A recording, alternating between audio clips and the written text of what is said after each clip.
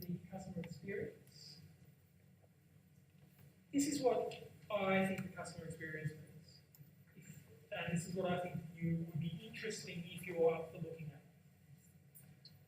To me, that means an in-depth understanding of how the customer interacts with the product and the brand, and then making changes to the product and service based on learnings from that customer experience. Yeah?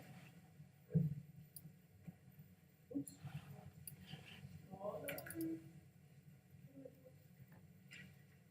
Again, few organisations do this particularly well.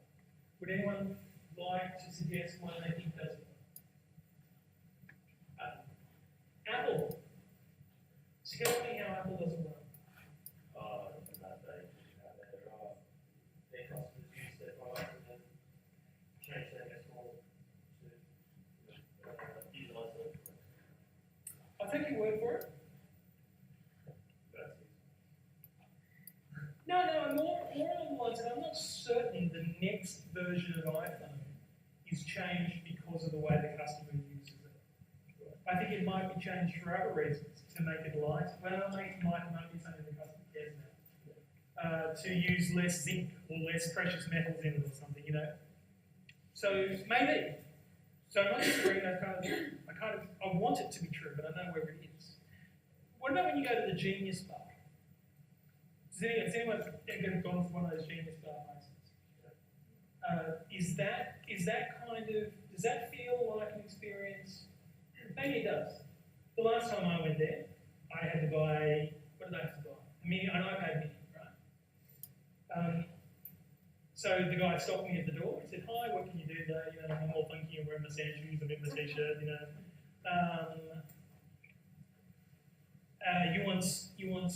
I said, I've got to buy it. He said, okay, stay here, I'll bring it to you. He brings it to me, he brings the point of sale machine to me. I pull out my card. He says, would you like me to email you the receipt? I said, yeah, what a great idea. So he goes that way. So maybe in that sense, in that customer experience, you could argue that, yeah, I felt that was something, I didn't stand up for hours, he came to me, he solved my problem, so yeah, all right. Yeah, I'm convinced. Well, Apple had a huge number of anthropologists release their products so that they would make it user-friendly. Right. It made a huge difference to PC. And I watched a cool documentary called Super Brands, and apparently Apple has the same, someone who looks at Apple products, someone who looks at Apple products has the same parts of their brain trigger as someone who's very devoted to religion. It's cool. I guess I get a little bit suspicious about Apple because I wonder how much of it is marketing and how much of it is actually. But maybe I'm just old cynical. So, all right. Anyone else? Any of the organisations you work for you think do this well, or do this poorly? I think Nike does it really well. Yours does it well. Nike. Oh, Nike, right? Yeah. So what does Nike do? For example, obviously you can buy all your sport equipment at the shop. They also host like events where you can train in the community, where you can go running, for example, and you can basically experience the night. Yeah. So they've observed people using the products. Yeah, basically. And they create a community, and well, you do that. You have to buy anything, but you kind of feel the urge to meet someone you might to belong to it. So Yeah, right. it's pretty clever. So they're good at the selling experience. Do you think they make changes to their product based on that? Yeah. And they're also using apps like where they track your progress. Yes, that's interesting. That's interesting. Connected shoes which are connected to your Fitbit and your so on and so forth. Your own. Yeah, because they understand. Perhaps they understand the bragging nature of running. You know, that you can you can instantly publish. And this happens in cycling too, doesn't it? That keen runners and keen cyclists, they have apps where they can then publish how far they've run and how far they've cycled and all that sort of thing. So understanding the psychology of those people helps them design products which enables them to brag about it online, whatever it is that's important to them. So that's good. What's the difference between these two books?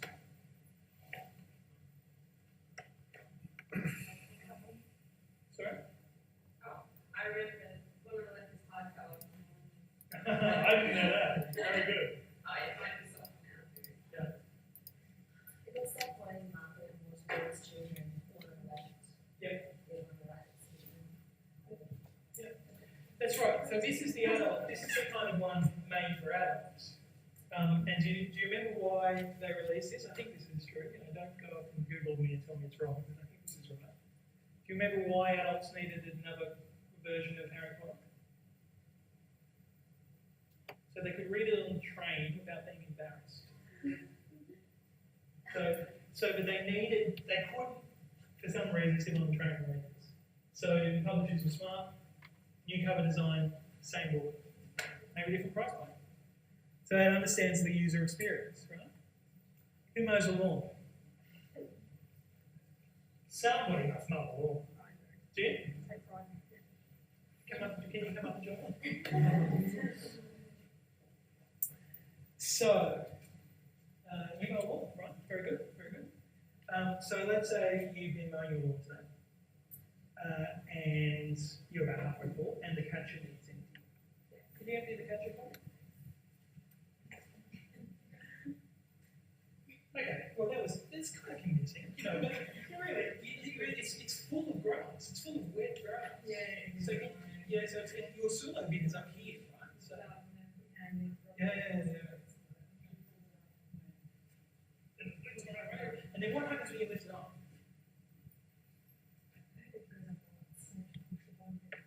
Yeah. And does all the grass, come out nice and neat and kind of flow out? No. Kind of gets stuck in the middle. Thanks for your excellent lawnmower. I can show you your excellent lawnmower. So you might be okay if you've got to mow the lawn once a month, right? That's okay. But what if you run a lawnmower business and you've got to do it every single day? You know, pick it up. So here's lawnmower by Rover. Right? Rover's an Australian company that makes lawnmowers. What's the problem about making lawnmowers in Australia? What's the problem about making anything manufactured in Australia? It's more expensive. There are lots of cheap imports in the market. They're competing with people who can make a cheaper lawnmower. So they engage some consultants to do some user experience and then see how to roll it to the design. So they invented what's called the crock jaw catcher. So when you pick up the catcher and you hold it over the soil bin, instead of having to shake it and get all the grass with that, it clicks apart like that. The grass all falls. So that's an example of customer experience. They went and watched lawnmower companies and saw how they're using it. They saw how many seconds it took to get the catcher off and walk over and get it all the way back again. You know? So that's an example of a really smart use of user experience data to inform how the product is designed and used. So what you're looking for here, and I think this is the same for profit and non-profit, processes which collect feedback from customers, observation of customers using the products, strong internal design capability, and a link between those two things.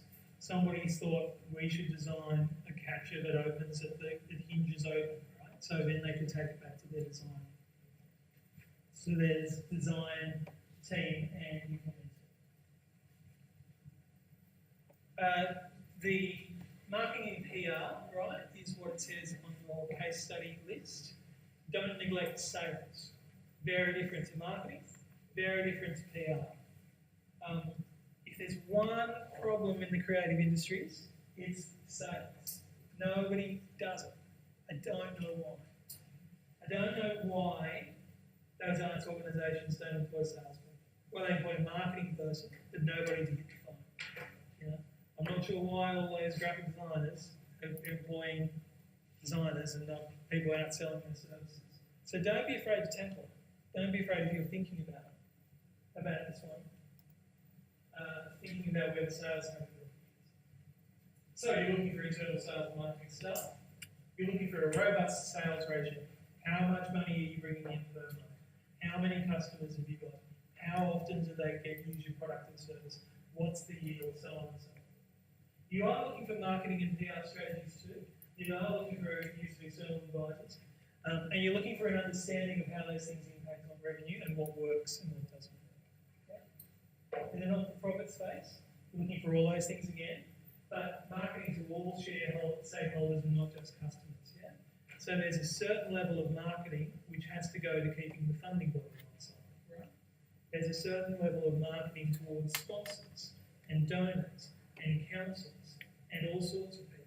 So the marketing landscape for a not-for-profit organisation is often a lot more complex.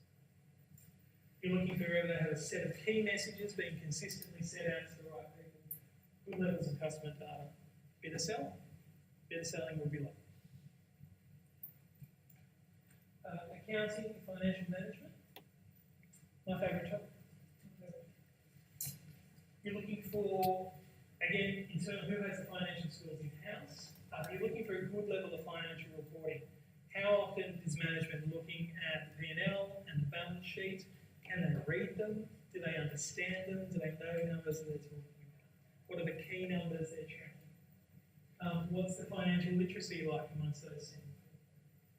Are they making good decisions based on that financial information? And can they give you immediate answers to a few key questions, right? So what were sales figures last quarter or last year? Oh, I don't know. Hang on. I'm sure I have that on a piece of paper somewhere. You know, if they can't answer those sort of questions about their finances, that's a problem. How much debt does your company have? Oh, I don't know. Well, there's a credit card and there's this and I've got a business loan. If they don't know the answers to those questions, that's a problem. Not-for-profit space, you're looking for sponsorship donations. They're doing anything crowdfunding. Who's the financial rep on the board? Do they have an accountant? Are they making good use of that person? Are they getting a good level of transfer skills from them? You are looking for a solid financial position. You don't want this company to be going broke. But if there is a financial problem, you don't want people scrambling around not knowing what to do about it. You know, if particularly a not-for-profit org, if they have a low level of reserves or they in some sort of financial trouble, you want somebody who can identify that problem and talk about what they're doing about it. Compliance. So, compliance can mean so many different things. Okay? So, it can mean the laws governing how you run a company and organisation. That's the stuff which ASIC regulates. So, if particularly for a big company, that might be the level of compliance they're thinking about. Or it might be the everyday business compliance around tax and fair trading and those little bits and pieces that everyone has to do. If it's big enough, we might be talking about things like insider trading or price collusion or anti-competitive behaviour or dumping of cheap product into a market. So it could be those things. There might be regulations specific to each industry, which is something you mentioned earlier on, right? So if you run a hospitality company, there's a whole host of regulations around handling food and alcohol and sort of things that you've got to comply with. Compliance issues often cross boundaries, right? And they can cross international boundaries such as copyright, you know. And for not-for-profit organisations, again, there are specific responsibilities if you're a board member that your board has to be aware of. So I guess if you're thinking about using compliance as the thing you want to see through, you've got to define what you're talking about because it could mean a lot of those different